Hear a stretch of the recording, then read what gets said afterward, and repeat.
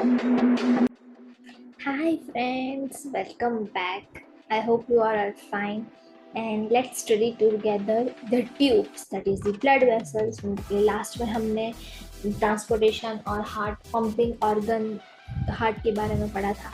सो आज हम पढ़ेंगे ब्लड वेसल्स के बारे में. So let's move on. See this is, ये मैंने खुद बनाया है. सो दिस इज आर्टरी, मतलब ये थोड़ी सी थिक होती है ये आर्टरी. दिस इज वेन, ये थोड़ी सी नैरो होती है. एंड दिस इज कैपिलरीज, ये आर्टरीज से जो स्मॉल स्मॉल डिवाइड होती है उसे हम कैपिलरीज कहते हैं. सो लेट्स सी दैट ना. Arteries have thick muscular and elastic walls, मतलब कि इसकी जो वॉल्स होती है वो थिक होती है, मस्कुलर्स होती है एंड इलास्टिक होती है. Now carry blood at high pressure, मतलब कि जो आर्टरीज होती है वो ब्लड को हाई प्रेशर में कैरी करती है. So that's why they are having thick walls and carries oxygenated blood away from the heart to various organs. Obviously बात है कि ऑक्सीजनेटेड ब्लड को कैरी करती है, दैट्स वाई वो हार्ट से वेरियस ऑर्गन्स की तरफ उसे कैरी करेगी. So arteries carry oxygenated blood, but there is an exception, that is the pulmonary artery. हम लास्ट लेक्चर में मैंने बोला था कि हम लोग देखेंगे. Pulmonary artery is the only artery which carries deoxygenated blood. Artery carries formal oxygenated blood, लेकिन पल्मोनरी उसके आगे जो वर्ड है, this word is very important. So pulmonary artery carries deoxygenated blood because it is an exception to arteries. So this are the arteries have, ये इसमें सिर्फ इतना याद रखना है, thick muscular and elastic wall होती है, हाई प्रेशर पे ब्लड कैरी करती है, ऑक्सीजनेटेड ब्लड कैरी करती है, except pulmonary artery. So this 3 or 4 points is enough. ना वेन्स, अब वेन्स जो है वो कैसे दिखती है. So this all are your veins. आप अगर आपने किसी के हैंड में देखा होगा, so this all are veins, ये वेन होती है. So this is very important. ये थोड़ी सी ब्लूइश भी है, इसमें नहीं दिख रही ब्लूइश, लेकिन किसी किसी के हाथों में दिखती है ब्लूइश कलर की. So they have thinner walls than arteries, मतलब कि आर्टरीज के कंपैरिजन में उसकी थिनर वॉल्स होती है. Carry blood at low pressure पे ब्लड कैरी करती है, इसलिए थिनर होती है. And have valves to prevent back flow. Valves होते हैं, मैंने लास्ट लेक्चर में बताया था कि हार्ट में वाल्व्स प्रेजेंट होते हैं तो बैक फ्लो को प्रिवेंट करने के लिए. तो यहाँ पे भी वेन्स में बैक फ्लो को प्रिवेंट करने के लिए वाल्व्स होते हैं. यहाँ पे क्यों होते हैं, क्योंकि यहाँ पे लो प्रेशर पे ब्लड जो है वो कैरी हो रहा है, तो यहाँ पे चांसेस है कि वो बैक फ्लो करे. लेकिन आर्टरीज में वाल्व्स आर एब्सेंट. क्यों? क्योंकि वहाँ पे ऑलरेडी हाई इतना ज़्यादा प्रेशर है कि कोई चांस ही नहीं है कि ब्लड जो है वो बैक फ्लो कर सके. सो दिस इज़ द रीज़न कि आर्टरीज में वाल्व्स एब्सेंट है, क्योंकि वहाँ पे इतना प्रेशर से ब्लड फ्लो हो रहा है कि कोई चांस नहीं है कि वो बैक फ्लो हो. लेकिन यहाँ पे लो प्रेशर, मतलब कि धीमे धीमे ब्लड फ्लो हो रहा है, तो यहाँ पे चांसेस है कि वो बैक फ्लो कर हो जाए, इसलिए वाल्व्स होते हैं टू प्रिवेंट दिस.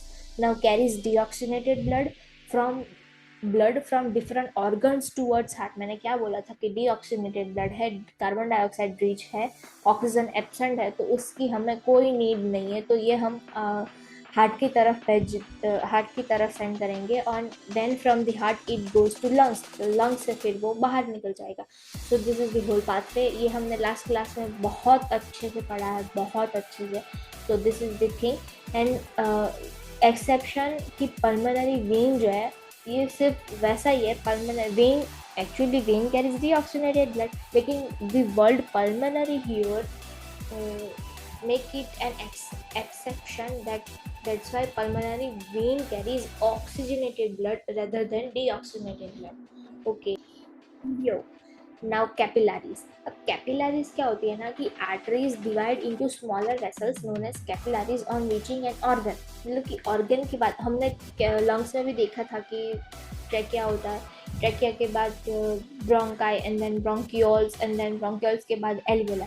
तो लास्ट में वो डिवाइड करते करते करते छोटी चीज़ों में डिवाइड होती रहती है, ताकि जो प्रोसेस, जो डिफ्यूजन जो प्रोसेस है, जो ट्रांसफ़र या फिर एक्सचेंज की जो प्रोसेस है वो ईजियर होने के लिए, ताकि सरफेस एरिया इंक्रीज करने के लिए हम लोग ऐसी छोटी छोटी चीज़ों में डिवाइड होती रहती है ये सारी चीज़ें.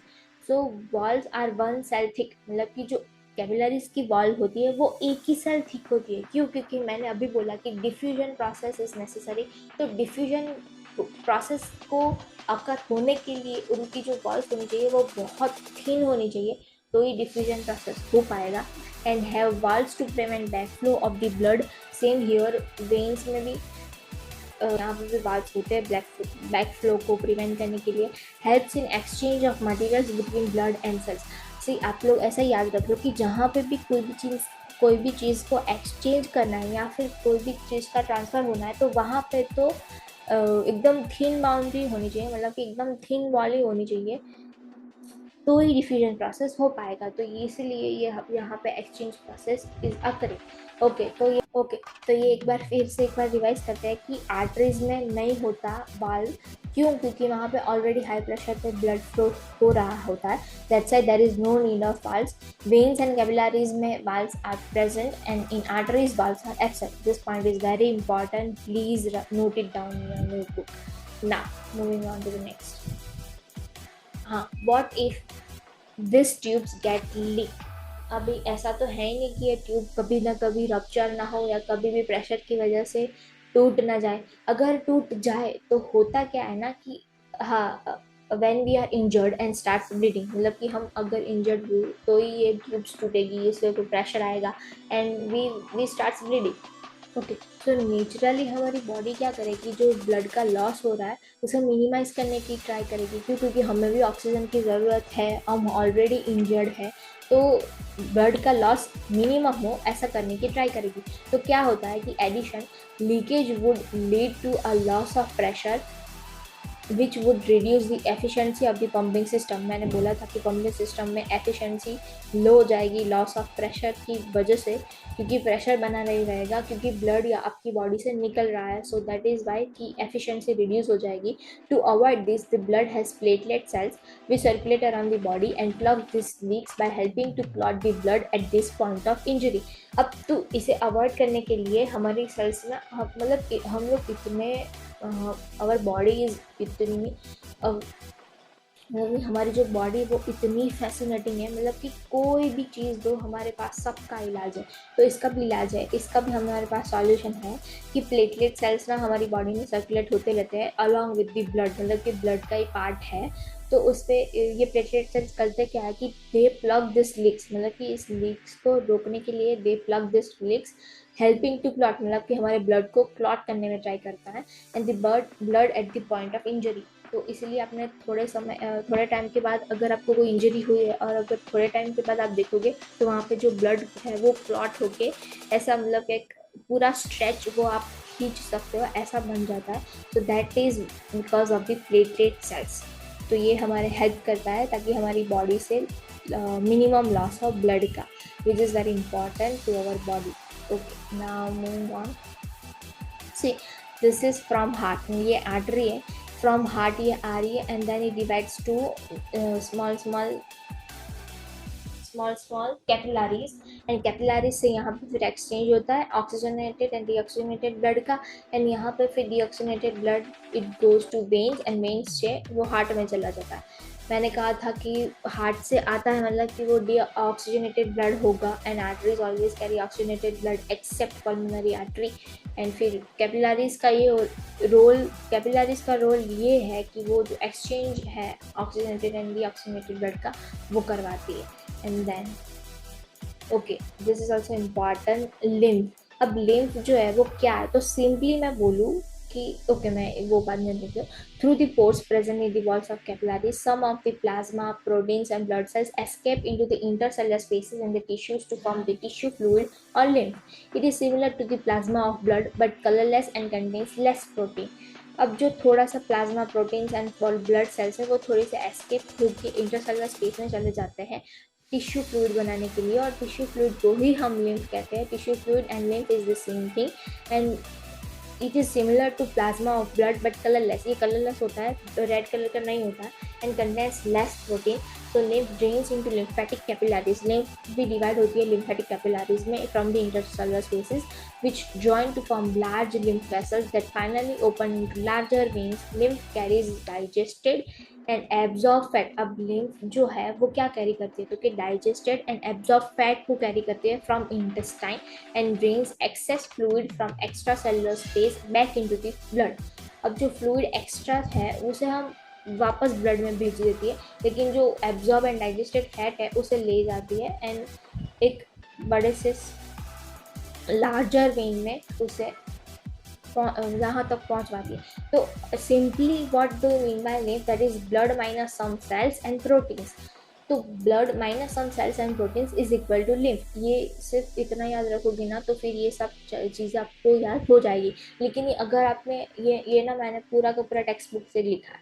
सो द टेक्स्ट बुक से इज लाइक दिस, मतलब कि इसमें आपको कुछ बहुत देर तक याद नहीं रहेगा. लेकिन when you will remember like this box कि blood minus some cells and proteins is equal to lymph. तो लिम्फ क्या है, तो blood minus some cells and protein equals to lymph. So this is a better way to learn new things and remember things very easily. And इससे ना आपकी understanding भी बहुत strong होती है कि अच्छा लिम्फ है तो है. So this is the whole point now. ये थोड़ा सा एक डायग्राम है कि हार्ट से आर्टरीज के ऑक्सीजनेटेड ब्लड आया, कैपिलरीज से एक्सचेंज होकर वेन्स के द्वारा फिर से हार्ट में चला जाए. अब यहाँ पे ना लिम्फ थी, तो ये लिम्फ ने क्या किया, ये लिम्फेटिक वेसल्स थी, लिम्फेटिक कैपिलरीज थी, टिश्यू फ्लूइड था, इसमें जाके लिम्फेटिक नोड आया और लिम्फेटिक ट्रक के यूज से वेन में फिर से आ गए. मतलब कि इसका बेसिकली ये शॉर्टकट है, ये बाईपास है या फिर हाईवे है. बेसिकली आप ऐसे याद रख लो कि लिम्फेटिक वेसल जो है वो हाईवे है, ये वहाँ पे ही पहुँचवाती है, एक ही रोड पे पहुँचवाती है. रोड तो एक ही है, वेन का ही जो पैसेज है वो वेन का ही है, लेकिन ये शॉर्टकट मार के या फिर हाईवे के थ्रू वो वेन पे जाती है ताकि वो जल्दी पहुँच जाए. सिर्फ इतना ही है काम और कुछ है नहीं इसमें. Okay, now that's it for today. Every pain gives a lesson and every lesson changes a person. तो आपको ऐसा लग रहा है कि बहुत क्या यार पढ़ना कितना सारा पढ़ना पड़ता है, ऐसा कुछ नहीं है. Every pain gives a lessons, इसमें भी कोई लेसन्स है.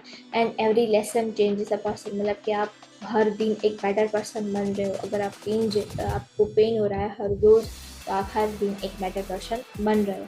So this is important. ये ना मैंने शॉर्ट वीडियोस बनाए हैं. ये ब्लड वेसल्स का पूरा एक ही वीडियो है, मतलब कि आप इसे अगर रिवाइज करना भी चाहो तो ये पूरा वीडियो देख लो तो काम हो जाएगा.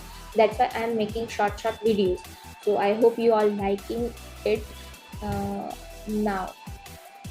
सो प्लीज़ होमवर्क कर दो या फिर कमेंट कर दो ताकि मुझे भी पता चला कि आप लोग सच में पढ़ रहे हो एंड आपको मज़ा आ रहा है मेरी वीडियोस पढ़ने के लिए. So what is the function of valves in blood vessels and name the blood vessels which have valves.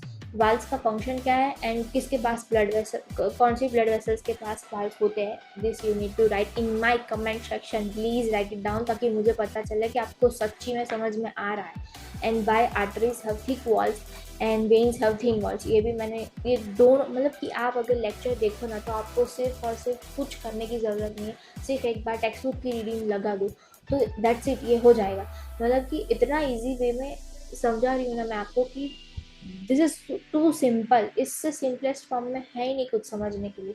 So this is important and please इसका this you need to write it down in my comment section ताकि आप मेरा concepts clear हो जाए. So, and this is my Insta account. You have any queries or any doubts or you need any help from my side, please let me know, DM me so that I can help you. Okay, now we will meet next time. Till then, tata, bye bye, take care.